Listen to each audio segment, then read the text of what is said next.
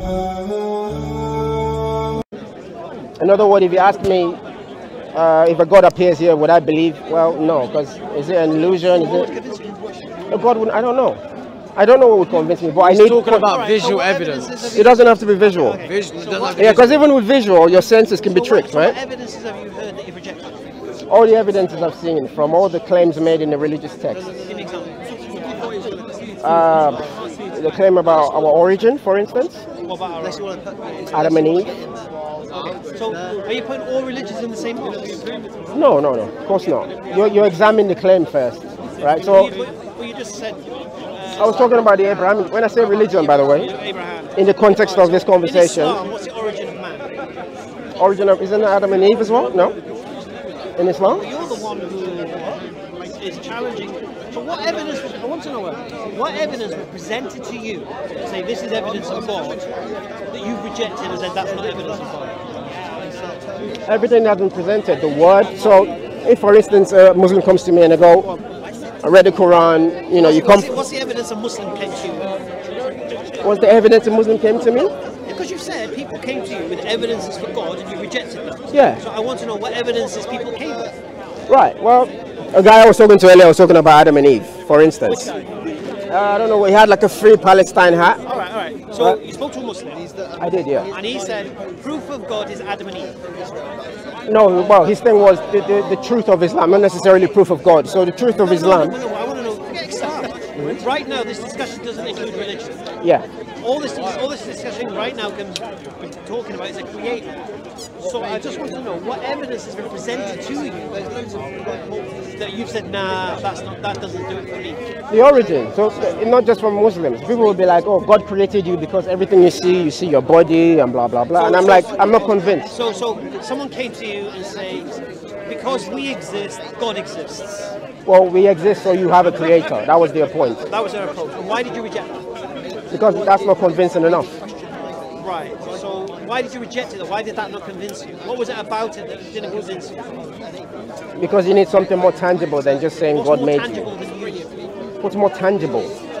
I can observe me, but I don't know how I came. So if somebody's telling me, I know how you came and it's from this, you know. Where did you come from? I don't know. Well, like, I don't know in terms of how I originated. I know my mom and my dad had sex, of course, and, you know, you can dial it back to my ancestors and all that stuff. I believe in, evolution through natural selection. You believe in evolution through natural selection, yeah. Why do you believe that? Why do I believe that? Because it's the most plausible explanation. Okay, so you're saying it's the most plausible explanation. Yeah. Why? Why? Because I understand it to be the most plausible explanation. I don't know of any other... What have you understood about evolution through natural selection? What do I understand? What makes it plausible? Random mutation over time? I think the idea of a cell randomly mutated to create something beneficial is absurd. I mean, you're free to think what you believe. Do you understand what the probabilities of a cell randomly mutating and producing something beneficial as opposed to something detrimental? What do you term as beneficial?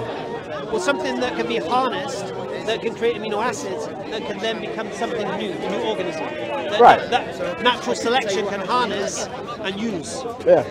Because you don't believe in direct, you don't believe in intelligent design. Yeah. You believe in randomness, isn't it? I wouldn't say randomness in that it's just random. There is a process to it, but it's not guided. Oh, okay. So what's the opposite of random? Ordered. Ordered. Yeah. And can something be ordered without an orderer? So can something be ordered without an orderer? An orderer. Someone to order it. Without somebody to order it. You can observe order without an orderer. Yeah. Give me an example of something you've seen ordered that wasn't ordered. I mean, you throw a rock in a stream. You see Well, you've ordered it. Say again? Well, you're the one who's done that. Yeah. Well, my point is, if you have, like, there are things you observe that don't have any guiding hand, any active agent. Right? Evolution, for instance, right? Okay. The DNA in the cell. Yeah. Information. Information. Where did it come from? Information from us. Like we The information in the cell. Yeah, but my point is, it's information because we understand it to be information. No. These are chemicals. I'm not talking about data. I'm talking about information. Yeah. I'm talking about coding. So in the cell, there's DNA coding. Okay. Where did that DNA coding come from? These are things that have evolved over time. But my point, these are things that have evolved over time. No, DNA coding is not something. DNA coding is information. Okay. Can you give me an example of anything that, in your experience, that is information that hasn't had an intelligent agency behind it? This was the guy, by the way. This is the brother with knowledge. He's the one I came to see, man. He's the reason I told him I came to see him. Can you name anything else anything in your experience, in your human experience, that contains information, and that information is not the result of an intelligent agency? Hear me out. Can you name anything? When you say, I can't.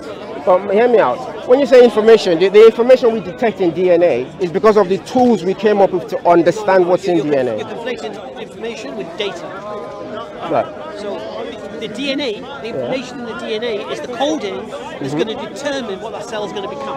Right. Yeah? Simply it's coding. Yeah. It's coding. Okay. I get it. Now we know in our human experience, we don't find anywhere anything that contains coding that wasn't the result of an intelligent agency. We don't open a book and think it wrote itself. We don't, open up a computer program and think that it organised itself. It had a coder. I get you completely. So in our human experience, whenever we see something that contains information, we know there's an intelligent agency behind it. So the question that needs to be asked, why are we applying a double standard when we see the cell, which has information in it, we're now going away from our human experience and saying it just happened? I never said it just happened, though. That is what you're saying. No, I said it evolved over time. But information doesn't evolve over time. Books don't evolve over time. Information, genetic coding in the DNA in the cell, doesn't just happen. It has to be there from the start. I didn't say it just happened, but this is my point. It started from a very, very simple, granular process. Where did the information come from? So you're talking abiogenesis, right? That's the very beginning of life. Abiogenesis is another. It's just a posh, long word for origin of life. No, it's exactly that. You're right. Yeah. It's not a scientific term that you can apply methods and such to. The answer is an atheist doesn't know how it happened. Why not? With the biogenesis, they come up with models. What's the model? What's the model? A model. They come up with working models. What is the model? How chemistry became biology. What's the model? How chemistry became biology. Yeah. I don't know about chemistry becoming biology. What I do know is, with regards to... It's not really about smoking anymore. No. It's not smoking. It's not smoking. He knows. At the end of the day, we come to this debate, and where he's trying to say the atheists don't have no. Let them finish. I'm going to make it easy for you. Yeah. I'm going to make it easy. Very simple, right? And I'm going to make a claim now, and I have to pay my mother anyway. I'm going to make a claim too, all right? And we can connect online if you like, no problem. Definitely, yeah. The science of biology, the science of chemistry, and the science of physics all point to intelligent agency behind the universe. All three of them. As a claim, how would you justify that? The beautiful thing is what the Quran says about those like you. Have they not looked to the heavens and within themselves? SubhanAllah. So we go to the heavens, we'll talk about the Big Bang, we're talking about the expansion of the universe and the fine-tuning, and within yourselves, your own cells, your own DNA. Where did it come from? Because information does not just happen. I get that. I've explained to you. It didn't fall from the sky. I'm saying they evolved from... Information is like the same thing, it's just like DNA. So DNA is the information found within the cell, Right. which is the building blocks to what that cell is going to become. It has to be, it's like the blueprints. You don't get blueprints. Well, before DNA, there was RNA. This is what I'm trying to explain to you. You're trying to explain No. design or that stuff. Don't think you can just throw RNA, DNA, and all these kind of things to confuse them. I'm going to make I'm not trying to confuse I'm going to make you, it easy for you. I'm going to tell you a book to read. Will you read the book if I tell you to read it? Yeah. All right, it's called Return of the God Hypothesis Return of the God Hypothesis. by Stephen Mayer. He's a Christian. What's the idea? What's the idea behind that? The idea behind it is that he's got all the neo-atheists on the run. Yeah, right? sorry, that... Your Yeah. Dawkins, your Sam Harris, yeah? Yeah. Why? Because what he's showing is that the latest discoveries of science, quantum mechanics, multiverse, all All this that. kind of stuff, Yeah. DNA, is supposed to somehow help explain everything. What it does is those are evidences for God.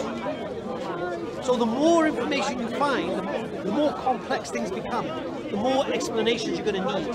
And so what it does is, so it turns it on its head. So DNA, multiverse claims, and quantum mechanics are all evidence of intelligent agency. You just got here, bro. I don't know. All of you. I don't know. Read the book and conclude it. And I get you. He's got another book called Signature in the Cell, which goes deep into this topic, yeah? And he's got another book called Darwin's Doubt. And what Darwin's Doubt does, it calls about the fossil record. So when you think the fossil record is some kind of evidence for evolution, or not evolution, Darwinian evolution, when you read Darwin's Doubt, you'll realize, oh, wait a minute, how do we explain the Cambrian explosion? How do we explain the idea that we're supposed to believe that these things became more complex over time than we find in the fossil record? All of these complex creatures without